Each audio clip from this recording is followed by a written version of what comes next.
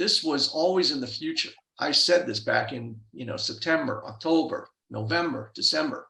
I said, this market is topping, it's over.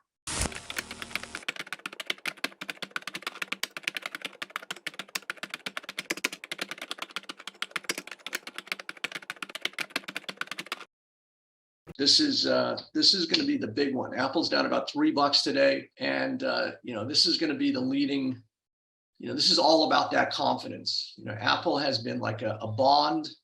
It's been a source of stability. It's what has artificially held the indexes up. But I think that veneer is about to be exposed. This is a giant megaphone top. These patterns are called the jaws of death. Which doesn't sound friendly because it's not. We had this key reversal the other week. You had an inside bar the previous week. And so to me, that reversal tells you it's going down. This inside bar tells you, you're just building pressure to go down. And now you're opening right on the low. And this thing is, starting to go down. And I think if this thing starts, losing steam, the market will follow very quickly. So this has taken over the pole position as the #1 shorted stock. Used to be Tesla, it's now Apple. And this was the golden child, which now is about to, and this whole thing is an ascending broadening pattern. So, I mean, there's just these patterns that haven't even started. This thing needs to come to 135 just to, kick it off. It's actually frightening as much damage has been done. We really haven't even started the show here.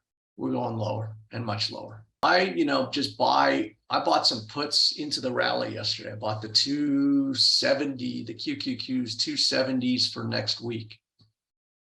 So I just use these rallies to get short because you can run, but you can't hide. These are very ominous patterns.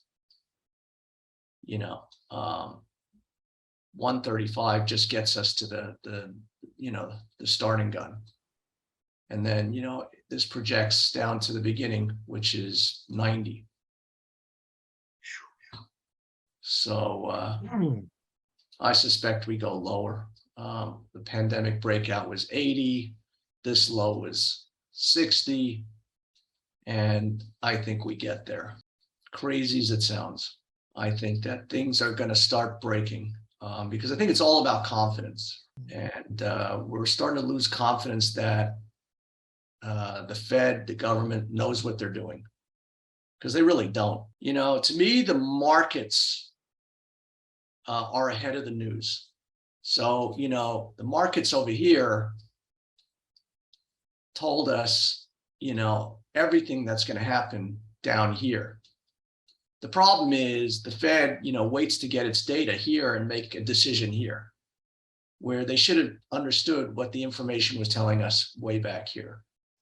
So to me, being data dependent sounds freaking scary. Because you're behind the curve. That's like waiting for the virus to come here and say, well, the virus is in China, the virus is in Australia, the virus is in Brazil. Let's wait to see if it gets here. Instead of start taking preemptive, actions and what have you. And so the data is a lagging. That's why looking at indicators, looking at Bollinger Bands and MACD, that's all about looking at the past to try and make decisions about the future. But the market is omniscient. The market knows the future. This was always in the future. I said this back in, September, October, November, December.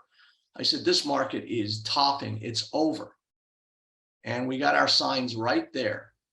I think the big thing is Apple. If Apple starts falling apart, the indexes are starting to fall apart. Everything's falling apart. And I think Apple looks very vulnerable to just getting murdered. They put something out the other day that the demand is coming down for their iPhones, and that's all you need to see.